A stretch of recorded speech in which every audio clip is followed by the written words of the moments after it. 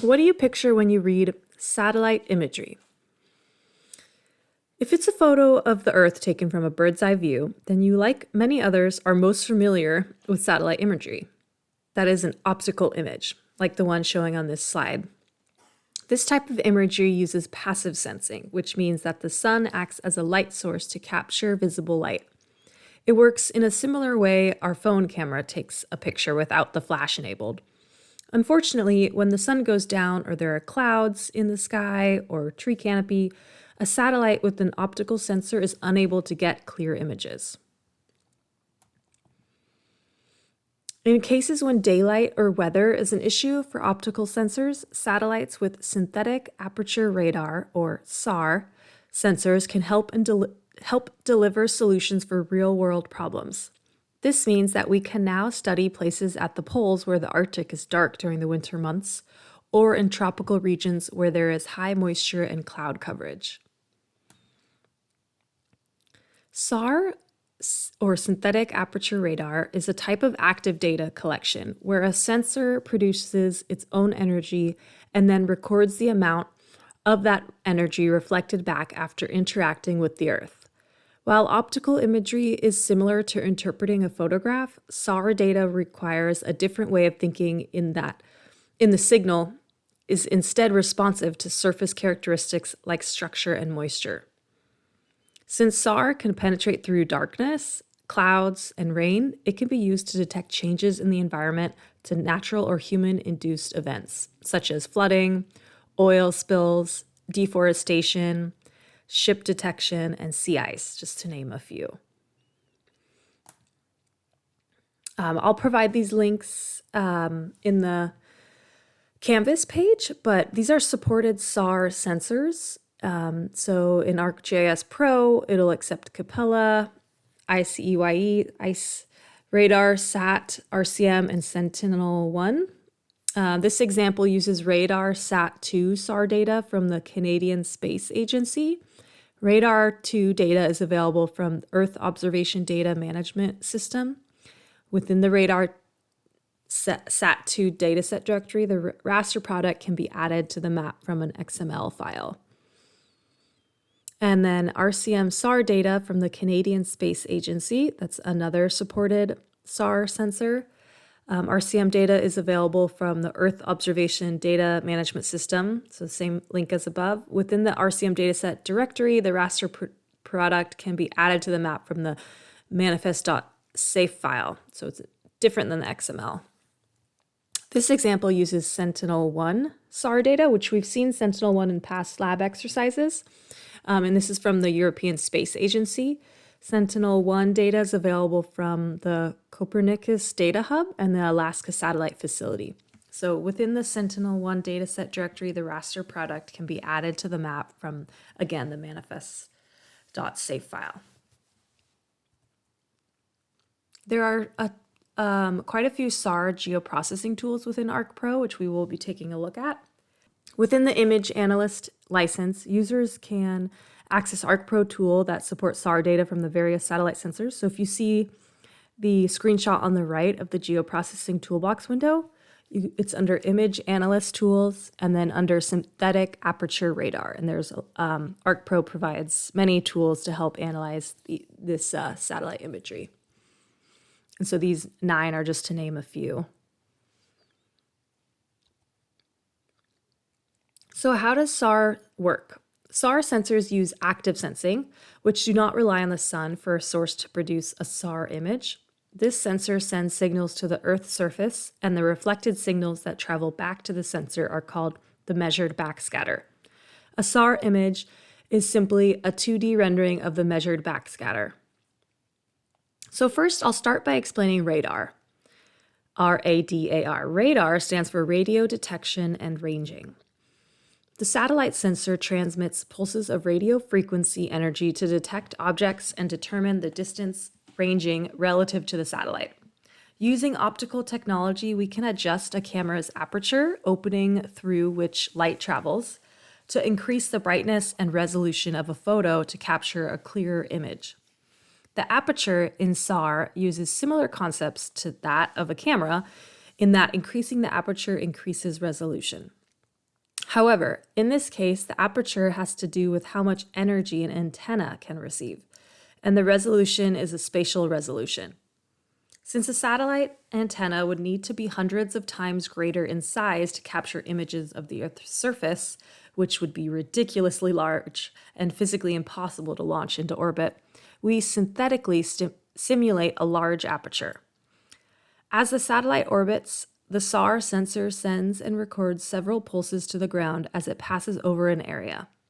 This advanced data recording combined with signal processing techniques enables a SAR sensor with a short antenna to synthetically elongate its antenna, which enhances its spatial resolution to produce a single high-resolution SAR image.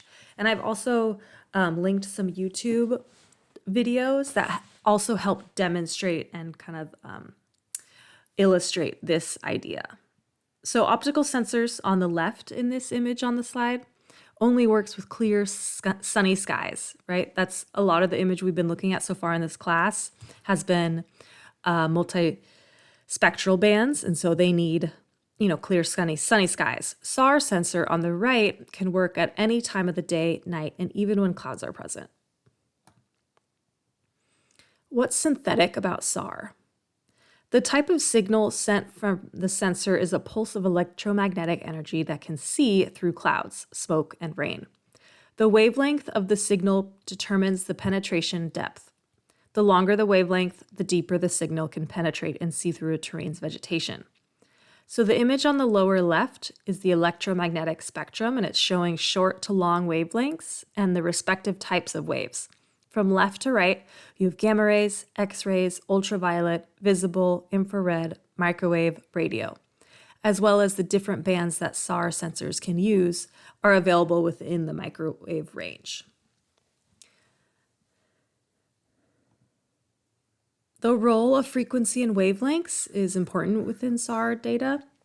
Optical sensors such as Landsat's Operational Land Imager, OLI, and Sentinel's 2's multispectral instrument collect data in the visible near-infrared and shortwave infrared portions of the electromagnetic spectrum. That's data we've been looking at so far in this class.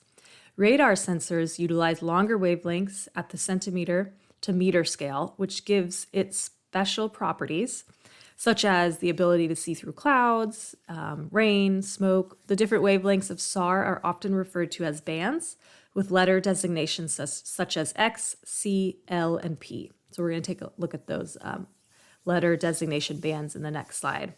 So the table in the next slide notes the band with associated frequency, wavelength, and the application typical for that band. So wavelength is an important feature to consider when working with SAR, as it determines how the radar signal interacts with the surface and how far a signal can penetrate into a medium. For example, an X-band radar, which operates at a wavelength of about 3 centimeters, has very little capability to penetrate into broadleaf forest, and thus mostly interacts with leaves at the top of the tree canopy. An L-band signal, on the other hand, has a wavelength of about 23 centimeters, achieving greater penetration into a forest and allowing for more interaction between the radar signal and large branches and tree trunks. Wavelength doesn't just impact the penetration depths in forests, but also into other land cover types such as soil and ice. So this is an animation showing the sensor transmitting vertically polarized waves and receiving vertically polarized, which is VV, or horizontally polarized, VH waves, as well as transmitting horizontally polarized waves, and receiving horizontally polarized waves, HH, or vertically polarized waves, HV. I know that's a mouthful, but as with the wavelengths, the transmitted and received polarization used strongly impacts the features captured in the SAR image and must be taken into consideration. So active sensing also provides the ability to control the polarization of the transmitted electromagnetic waves. SAR data polarization is denoted by 2 letters, which I just went over. The first letter is transmitted polarization. Second letter is received polarization. So horizontally polarized would be VH. By having the SAR sensor define both the transmitted and received polarization, The resulting SAR image can highlight different features on the Earth's surface based on the backscatter. Rough surface scattering, such as that caused by bare soil or water, is most sensitive to VV scattering, which is receiving vertically polarized.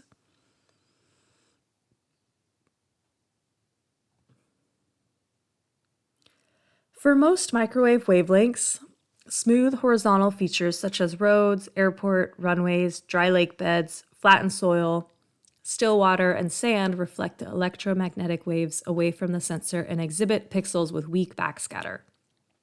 Similarly, for most microwave wavelengths, human-made objects characterized by reflective material and sharp geometries such as buildings and ships reflect the electromagnetic waves back to the sensor and exhibit pixels with strong backscatter.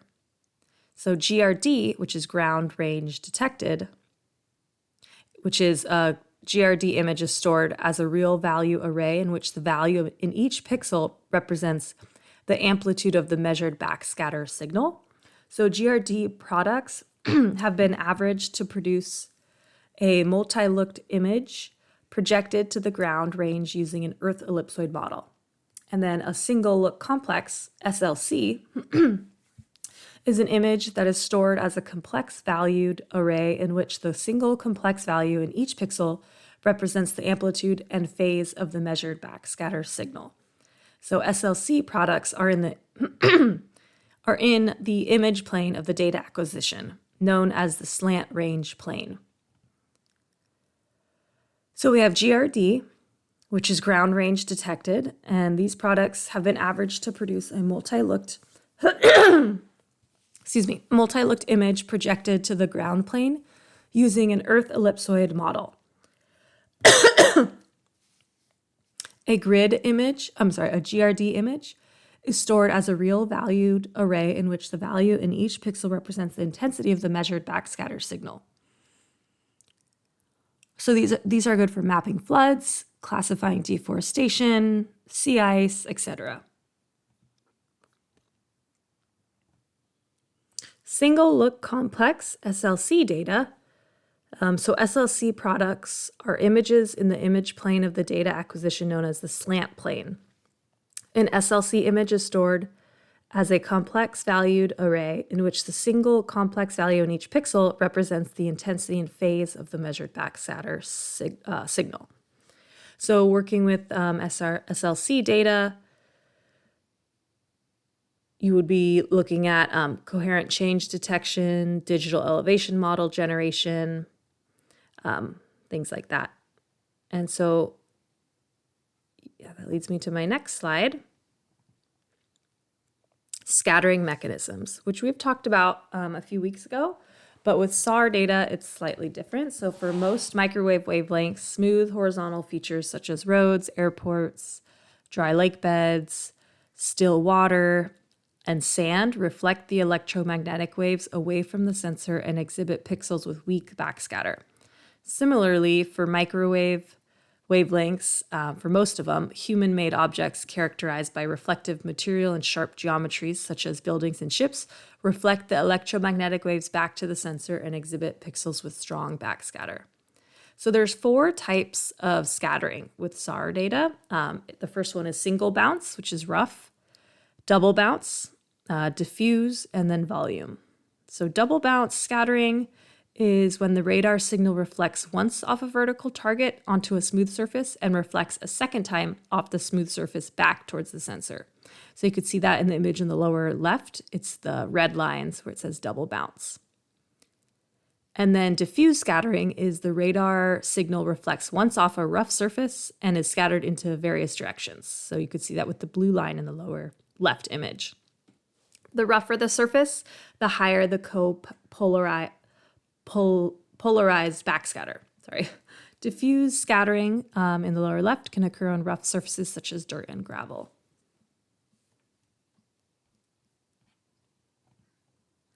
And then we have volume scattering. Volume scattering is when the radar signal reflects off a 3D feature multiple times, changing polarization randomly during the reflection. Volume scattering, upper right, can take place within canopies of short or sparse vegetation, such as bushes, trees, or agricultural crops. And it's actually in the lower left image, but it's the green lines. Single bounce scattering is when the radar signal reflects once off a smooth surface, reflecting in a perpendicular direction relative to the original signal. So a single bounce scattering is also known as spectral reflection or forward scattering and causes a low backscatter in the copolarized band and a low backscatter in the cross-polarized bands.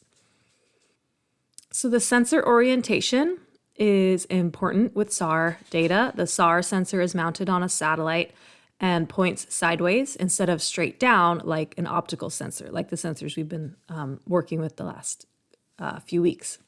This is because SAR sensors measure range. So if the ground was illuminated vertically down, there could be 2 points that measure the same range in different places at the same elevation. So for this reason, SAR sensors are oriented in a side-looking geometry to ensure that those points for a given line would be placed in a different pixel location on the image.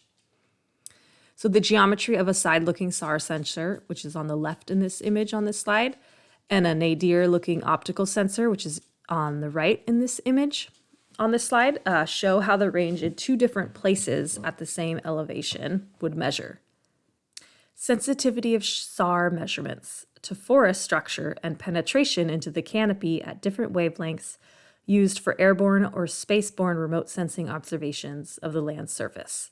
So this image is showing just that. And it is important to note that the amount of signal attributed to different scattering types may change as a function of wavelength. As wavelength changes, the penetration depth of the signal. So for example, a C-band signal penetrates only into the top layers of the canopy of a forest and therefore will experience mostly roughness scattering mixed with a limited amount of volume scattering. However, an L-band or P-band signal will have much deeper penetration and therefore experience strongly enhanced volume scattering, as well as increasing amounts of double bounce scattering caused by the tree trunk. So different bands will experience different scattering. Data processing and analysis for SAR data can be used for locating and mapping the Earth, characterizing changes over time, and tracking moving objects. As previously mentioned, SAR can be used to detect changes in the environment due to natural or human-induced events such as flooding, oil spills, deforestation, and ship detection and sea ice. So one of the limitations of working with SAR data has been that the pre-processing steps are somewhat tedious and that the lower level SAR data requires these tedious pre-processing steps. So depending on the type of analysis you're doing, these pre-processing steps can include applying the orbit file, radiometric calibration, debursting, multi-looking, speckle filtering, and terrain correction. So it can be tedious. And then also special software is required to process SAR data. So that could mean it could cost more. You need more resources depending on the data provider, starting level of data, and desired level of data. Okay, so in summary, SAR satellite imagery is different than what we have been looking at and working with the last few weeks in class. So be sure to also view the links on Canvas under the reading section, and then also perform the lab exercise that I have done myself and that you can watch first and then follow along after or simultaneously. But I would just like you to submit one of the two scenarios. Okay, thanks.